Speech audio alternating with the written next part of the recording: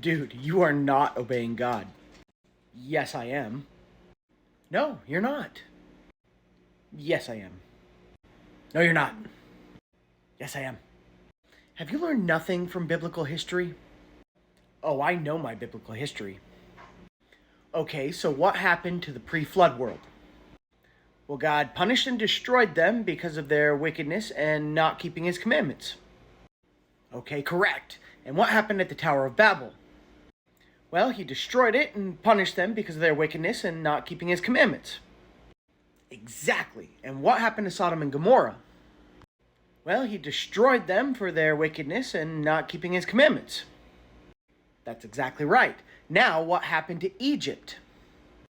Well, he punished and destroyed them for being wicked and not keeping his commandments. Now, what happened to Israel in the wilderness after the Exodus? Well, he punished and destroyed them for their wickedness and not keeping his commandments. You are on fire. Okay, now what happened to all the nations in the land that God gave to Israel?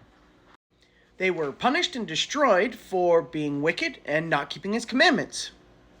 And circle back to Israel in the land, what happened to them? Well, they were punished and destroyed for their wickedness and not keeping his commandments. And what happened in Jerusalem after the crucifixion of our Messiah?